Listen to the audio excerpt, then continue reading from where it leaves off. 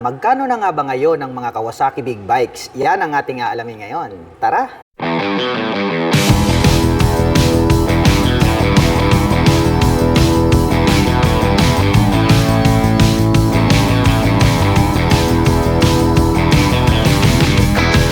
Ito po ang Kawasaki Z500 SE 2025 version. Mayroon po itong napakalupit na headlight design. Mayroon naman po itong glossy black na visor. Dito naman po located sa bandang itaas, ito pong kanyang mga LED na turn signals. At ito po pala ay equipped with traditional telescopic fork para po dito sa kanyang front suspension. At ito po ay gumagamit ng single rotor disc brake with 2-pot caliper na Nissin brand. At green color naman po ito pong kanyang cast wheel. At may sukat naman po ang kanyang gulong rito sa harapan na 110 by 70-17. Naka-fully digital meter panel display, naka-mechanical key ang ignition at ito po ay naka-naked handlebar. At mayroon naman po itong 14 liters na fuel tank capacity. Sporty looks naman po ang dating nito pong kanyang upuan. Black color naman po ito pong kanyang seat cover. At mayroon naman po itong 6-speed manual transmission with assist and slipper clutch. At ang big bike naman po na ito ay mayroon pong 451 cubic centimeter engine displacement to be exact. Naka 4-stroke parallel twin liquid cooled fuel injected engine. At nakakapag-provide naman po ito ng maximum power na 51.3 HP at 10,000 RPM. Habang nakakapagbigay naman po ito ng maximum torque na 42.6 Nm at 7,500 RPM. Pahaba naman po ang hugis nito pong kanyang taillight at naka-pop up naman po ito pong kanyang mga turn signals. At ito po ay gumagamit ng single rotor disc brake with 2-pot caliper na Nissin brand. At green color naman po ito pong kanyang cast wheel.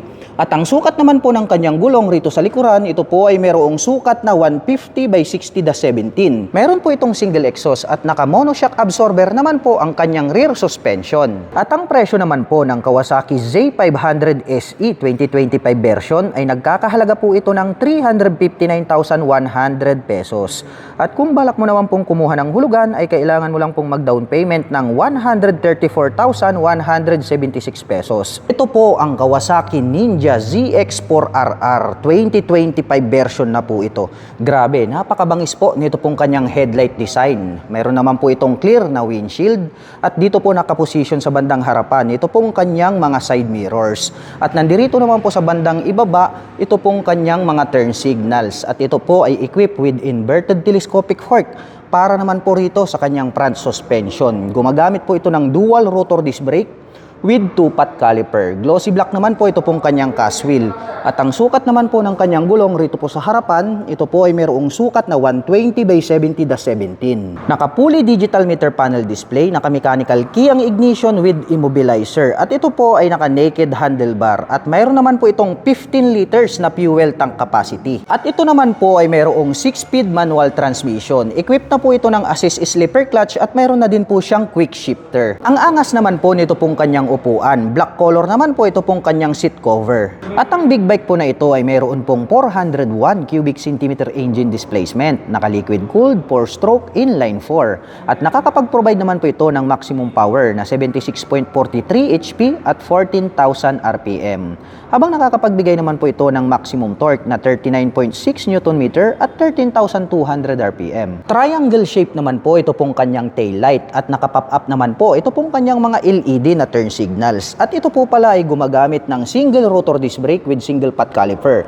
Glossy black naman po ito pong kanyang cast wheel. At ang sukat naman po ng kanyang gulong rito po sa likuran, ito po ay mayroong sukat na 160 by 60-17. At mayroon naman po itong single exhaust na stainless steel. At ito po ay equipped with monoshock absorber para naman po rito sa kanyang rear suspension. At ang kagandahan po nito, ito po ay adjustable. At ang presyo naman po ng Kawasaki Ninja ZX4RR 2025 version ay nagkakahalaga po ito ng 502,500 pesos. At kung balak mo naman pong kumuha ng hulugan, ay kailangan mo lang pong mag-down payment ng 185,649 pesos. Ito po ang pinakabagong Kawasaki Z1000R 2025 version. Napakabangis po pala nito pong kanyang headlight design dahil gumagamit po ito ng 4 na projector lights para po dito sa kanyang high beam and low beam.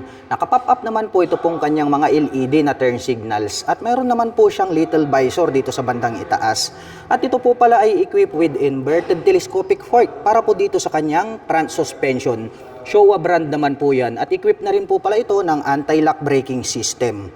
Gumagamit po ito ng dual rotor disc brake with 2-pot caliper na Brembo. Black color naman po ito pong kanyang cast wheel at ang sukat naman po ng kanyang gulong rito sa harapan, ito po ay mayroong sukat na 120 by 70-17. Naka-fully digital meter panel display, naka-mechanical key ang ignition with immobilizer at ito po ay naka-naked handlebar. At mayroon naman po itong 17 liters na fuel tank capacity. Mayroon naman po itong 6-speed manual transmission with assist and slipper clutch at napaka-astig din po ng dating nito pong kanyang upuan. Black color naman po itong kanyang seat cover at mayroon naman po siyang belt dito sa gitna. At ang big bike po na ito ay mayroon pong 1,043 cubic centimeter engine displacement to be exact, naka-liquid cooled, inline 4-cylinder fuel injected. At nakakapag-provide naman po ito ng maximum power na 142 HP at 10,000 RPM. Habang nakakapagbigay naman po ito ng maximum torque na 111 Nm at 7,300 RPM. Attractive po ang pagkakadesign nitong kanyang taillight. Naka-pop up naman po ito pong kanyang mga LED na turn signals. At ito po ay equipped with single rotor disc brake. Black color naman po ito pong kanyang cast wheel. At ang sukat naman po nito pong kanyang gulong rito sa likuran, ito po ay mayroong sukat na 190 by 50-17. At mayroon naman po itong dual exhaust dito sa kanan. Mayroon din po itong dual exhaust dito sa kaliwa. At gumagamit naman po ito ng monoshock absorber para po dito sa kanyang rear suspension. At ang presyo po ng Kawasaki Z1000R ay nagkakahalaga po ito ng 725,500 pesos. At kung balak mo naman pong kumuha ng hulugan ay kailangan mo lang pong mag-down payment ng 266,951 pesos. Ito po ang Kawasaki Ninja ZX6R 2025 version. Mayroon po itong napakabangis na headlight design. Matutulis naman po ito pong kanyang front face cover at mayroon naman po itong clear na windshield. At dito naman po located itong kanyang mga side mirror sa bandang harapan dahil nga ito po ay isang sports racing bike. At dito naman po sa bandang ibaba, dito po located itong kanyang turn signals. At gumagamit naman po ito ng inverted telescopic fork para po dito sa kanyang front suspension. Showa brand po iyan. At mayroon naman po itong dual rotor disc brake with 2-pot caliper na Nissin brand. Glossy black naman po ito pong kanyang cast wheel. At ang sukat naman po ng kanyang gulong rito sa harapan ay meron po itong sukat na 120 by 70-17. Naka-fully digital meter panel display, naka-mechanical key ang ignition with immobilizer. At adjustable po pala ito pong kanyang front suspension na Showa brand. At ito naman po ay naka-naked handlebar. At mayroon naman po itong 17 liters na fuel tank capacity. At mayroon naman po itong 6-speed manual transmission with assist and slipper clutch at mayroon na rin po itong quick shifter. Ang ganda rin po nito pong kanyang upuan. Black color naman po ito pong kanyang seat cover. At ang big bike po na ito ay mayroon pong 636 cubic centimeter engine displacement. Naka 4-stroke, inline 4, dual overhead cam, liquid cooled. At nakakapag-provide naman po ito ng maximum power na 122.3 HP at 13,000 RPM. Habang nakakapagbigay naman po ito ng maximum torque na 68 Nm at 11,000 RPM. Triangle shape naman po ito pong kanyang taillight. Naka-pop up naman po ito pong kanyang mga LED na turn signals. At ito po ay equipped with single rotor disc brake with single pot caliper na Nissin brand. Glossy black naman po ang kulay nito pong kanyang cast wheel. At ang size naman po ng kanyang gulong rito po sa likuran, ito po ay may sukat na 180 by 55-17. At mayroon naman po itong single exhaust. At pagdating naman po rito po sa kanyang rear suspension, ito po ay gumagamit ng monoshock absorber with canister at yan po ay adjustable. Diecast naman po na napakatik, ito pong kanyang swing arm. At ang presyo po ng Kawasaki Ninja ZX6R 2025 version ay nagkakahalaga po ito ng 710,500 pesos. At kung balak mo naman pong kumuha ng hulugan ay kailangan mo lang pong mag-down payment ng 260,310 pesos. Ito po ang pinakabagong Kawasaki KLR 650. Isa po itong adventure touring bike. 2025 version po ito. Napakaangas po nito pong kanyang headlight design. Bilugan naman po ito pong kanyang mga turn signals na located dito sa bandang itaas. At mayroon daw po itong clear na windshield. Hindi nga lang po naka-installed sa ngayon. At ang kagandahan yan, mayroon na rin po pala itong integrated na Kawasaki lights straight out from casa. At napakahaba naman po nito pong kanyang front fender. At ito po pala ay equipped na po ng anti-lock braking system. Gumagamit naman po ito ng traditional telescopic fork black color para po dito sa kanyang front suspension. Meron po siya ritong rubber boots. At equipped naman po ito ng single rotor disc brake with 2-pot caliper. At ito po ay naka-spokes rim set. Ito pong kanyang rim is black color. At ang sukat naman po ng kanyang gulong rito po sa harapan ay may sukat na 90 by 90-21. At ito po ay naka-dual purpose pattern tires dahil nga po ito ay isang adventure touring bike. Naka-fully digital meter panel display, naka-mechanical key ang ignition at ito po ay naka-naked handlebar. At bukod dyan, ang kagandahan po nito ay meron na po siyang USB power outlet dito sa kanan at meron naman po siyang USB charging port dito po sa kaliwa. At meron naman po itong 6.1 gallon na fuel tank capacity. Mayroon po itong 5-speed manual transmission at ang lapad po pala nitong kanyang upuan, matte black color naman po ang kanyang seat cover. At meron na rin po pala itong engine guard at crash guard at meron na din po itong hand guard. At ang kagandahan po nito pong kanilang pinakabagong Kawasaki KLR 650 2025 model ay naka-fully set up na po pala ito dahil meron na po siyang built-in na side box. Kawasaki po yan, combination po ng black at silver color. At meron na din po siyang built-in na rear carrier. Top box na lang po ang kulang. At ang adventure bike po na ito ay meron pong 652 cubic centimeter engine displacement. Naka 4-stroke single cylinder dual overhead cam. May bore and stroke na 100 by 83 mm at mayroon naman po itong compression ratio na 9.8 by 1. At pagdating naman po sa kanyang maximum torque at maximum power ay wala pa po tayong full detailed information dahil nga po bagong-bago pa lamang po ito pong adventure bike na ito. At ang seat height po ng motor na ito ay may taas na 34.3 inches, may ground clearance na 8.3 inches at mayroon naman po itong bigat na may kabuuang 487.1 lb. Box type naman po ito pong kanyang taillight, bilugan naman po ito pong kanyang mga turn signals at mayroon naman po itong single exhaust. Gumagamit po ito ng single rotor disc brake with 2-pot caliper, naka-spokes and rim set at ito po ay naka-dual purpose pattern tires. At ang sukat naman po ng kanyang gulong rito sa likuran, ito po ay mayroong sukat na 130 by 80-17. At gumagamit naman po ito ng monoshock absorber para po dito sa kanyang rear suspension. At ang presyo po ng pinakabagong Kawasaki KLR 650 2025 version ay nagkakahalaga po ito ng 453,400 pesos. At kung balak mo naman pong kumuha ng hulugan, ay kailangan mo lang pong mag-down payment ng 168,025 pesos. Ito po ang Kawasaki Z900 standard version. Mayroon po itong napakaangas na headlight design. Dito naman po sa bandang itaas located, ito pong kanyang mga LED na turn signals. Mayroon din po itong maliit na visor at mayroon po pala itong split na daytime running light dito sa magkabila. At ito po ay equipped with inverted telescopic fork para po dito sa kanyang front suspension. At ito po ay gumagamit ng dual rotor disc brake na naka-flower design with 2-pot caliper na Nissin brand. At glossy black naman po ito pong kanyang cast wheel. At ang sukat naman po ng kanyang gulong rito po sa harapan, ito po ay mayroong sukat na 120 by 70-17. Naka-fully digital meter panel display, naka-mechanical key ang ignition with immobilizer. At ito po ay naka-naked handlebar. At mayroon naman po itong 17 liters na fuel tank capacity. Napaka-porma din po nito pong kanyang upuan. Matte black color naman po ito pong kanyang seat cover. At mayroon naman po itong 6-speed manual transmission with assist and slipper clutch. At ang motor po na ito ay mayroon pong 948 cubic centimeter engine displacement. Naka-liquid cooled, inline 4-cylinder dual overhead cam fuel injection. At nakakapag-provide naman po ito ng maximum power na 123.64 HP at 9,500 RPM.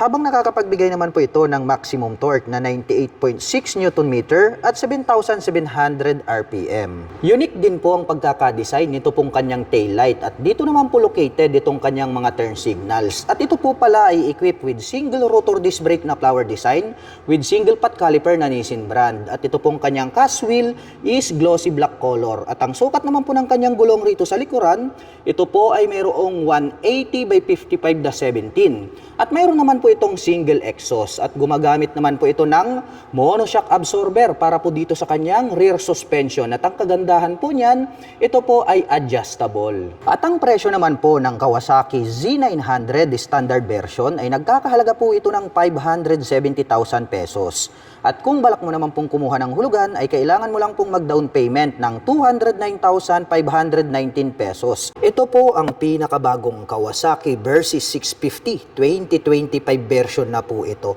Napakabangis po pala talaga nito pong kanyang headlight design. Nagkaroon pa pala siya rito ng windlet at mga pangil. Kaya talagang mas malupit yung kanyang dating. Nakapop up naman po ito pong kanyang mga turn signals.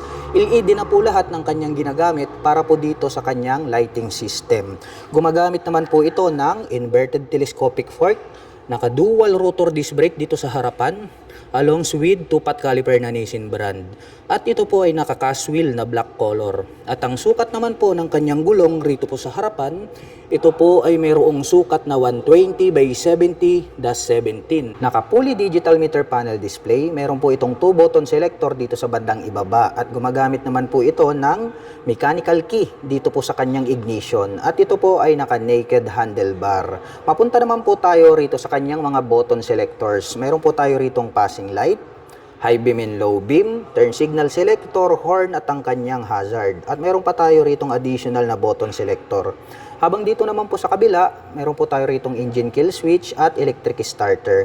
At ito naman pong kanyang mga brake levers is chrome color at ang kagandahan po niyan, ito po ay adjustable. At ito pong kanyang fuel tank is napaka-flawless ng kanyang dating, glossy black color. At ito naman po ay mayroong fuel tank capacity na 21 liters. Speaking of engine mga ka-LM, ito po palang Kawasaki Versys ay meron po itong 649 cubic centimeter engine displacement.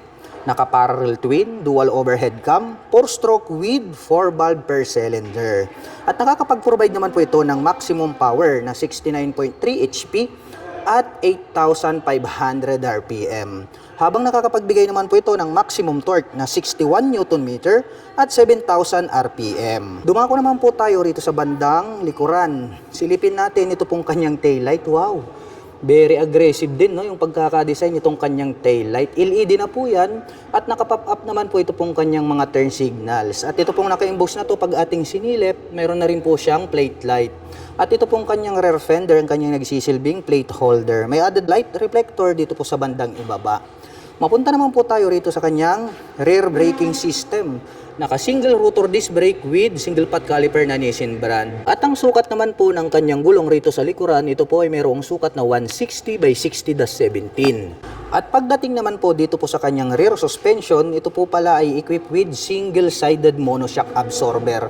Yung coil spring na ginamit is glossy black at makikita natin na mayroon ata ritong canister. So ibig sabihin ito po ay adjustable. At ito pong kanyang exhaust pipe, grabe no, almost hide, talagang napaka-porma nito pong kanyang exhaust pipe. Stainless steel po yan at mayroon po itong single exhaust. At matte black color naman po ito pong kanyang die-cast na swing arm.